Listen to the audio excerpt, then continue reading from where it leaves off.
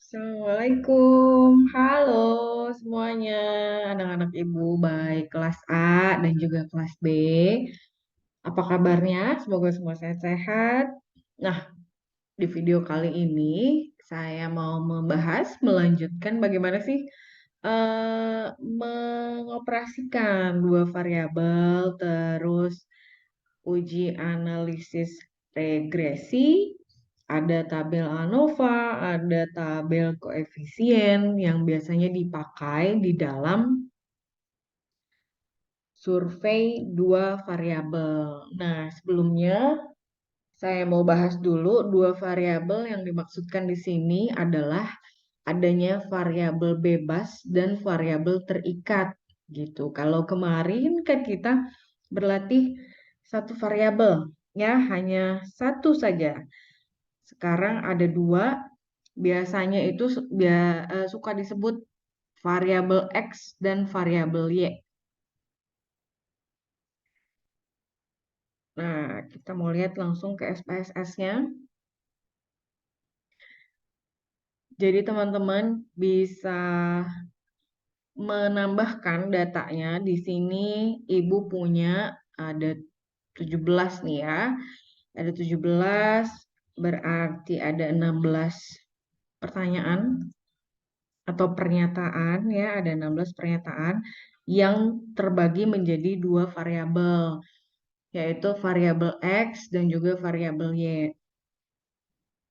Jadi untuk teman-teman masing-masing tim nanti buatlah variabel keduanya ya, buatlah variabel Y-nya misalnya ya, yang kemarin kita anggap variabel X. Nah, kalau kemarin pernyataan kalian ada 5, berarti bikin 5 lagi, terus jawabannya direkayasa dulu ya. Tujuannya buat apa? Buat berlatih terlebih dahulu gitu ya. Tidak disarankan ketika itu sudah survei betulan. Oke, nah ini kita mau kemana sih? Kita mau ke eh kita mau ke transform untuk compute variabel. Tujuannya untuk apa? Analisis regresi itu bisa dilakukan dengan mengumpulkan satu variabel X, ya seluruh variabel X dijadiin satu dan seluruh variabel Y dijadiin satu. Ya, jadi nanti akan ada variabel baru di bagian ini, ada variabel X dan variabel Y. Nah, teman-teman harus melakukan hal tersebut juga dengan cara apa? Yang pertama masukin semua dulu datanya, baik yang X dan Y, semua isi dari kuesionernya, terus kita ke transform, compute variable. eh Begini caranya. Variable X,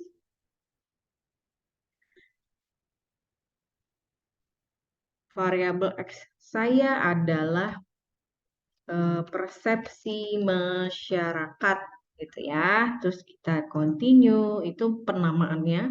Nah, dimasukkan yang mana saja yang variabel X-nya. Punya ibu contohnya ini ya. Punya saya masuk ke sini, ditambah, masuk lagi, diklik, dimasukin, ditambah lagi sampai semuanya. Sampai semuanya. Teman-teman juga nanti seperti itu. Itu yang harus dilakukan. Nah, ini adalah variabel X Ibu. Kalau udah selesai kita langsung klik OK.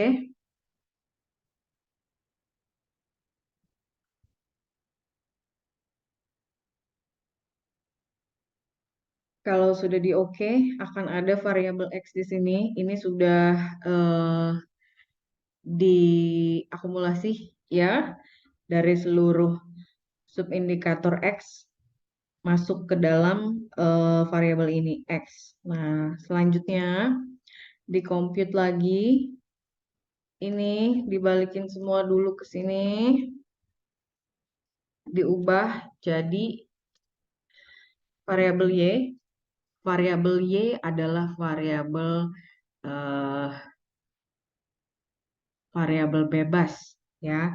Variabel bebas maksudnya dia itu tidak bisa dipengaruhi, justru dia yang mempengaruhi gitu.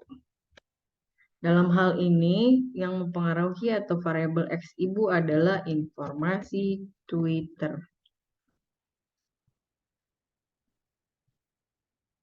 Nah, sama seperti tadi, tinggal diklik, masukin, tambah, klik, masukin, tambah. Lakukan itu sampai selesai. Jadi kalau teman-teman tadi yang variabel sebelumnya di latihan kemarin sudah ada 5 variabel, coba bikin 5 variabel, 5 subindikator lagi atau 6 gitu. Seperti ini kalau sudah kita oke. Kalau sudah di oke, apa yang akan muncul? Akan muncul seperti ini ya. Akan muncul X-nya persepsi masyarakat, Y-nya informasi dari Twitter gitu. Nah, ini caranya. Lalu kalau ini sudah dilakukan semuanya, kita akan melakukan yang namanya analisis regresi, di mana di sana sudah ada akan muncul tabel regresi, ANOVA, dan juga koefisien determinasi gitu ya. Nah, gimana caranya? Pertama kita ke analyze, lalu kita ke regresi. Nah, saat ini kita mempelajari regresi linier. Klik. Jadi, dependennya adalah X-nya, independennya adalah Y-nya. Terus kita ke statistik, kalian klik estimate dan model fit, lalu di continue, masuk ke plot. Plotnya adalah zipred. Untuk Y-nya, res ID untuk X-nya, lalu klik juga histogram dan juga normal probability plot ya, supaya nanti kita bisa lihat histogramnya seperti apa. Terus kita ke save-nya adalah unstandardized. Wah, agak sulit nih bacanya guys. Ini diklik, langsung di continue dan oke. Jika sudah itu semua dilakukan, saya harus masuk dulu ke layar outputnya. Oke, semoga sudah bisa terlihat. Yang muncul nanti di outputnya adalah seperti ini. Yang pertama, kalian akan punya tabel variabel enter ya. Eh, sebagai dependent variabelnya adalah persepsi masyarakat. Terus model summary-nya atau R square-nya kita punya di sini. Ada juga tabel ANOVA. Selanjutnya ada tabel koefisien dan residual statistik yang ini adalah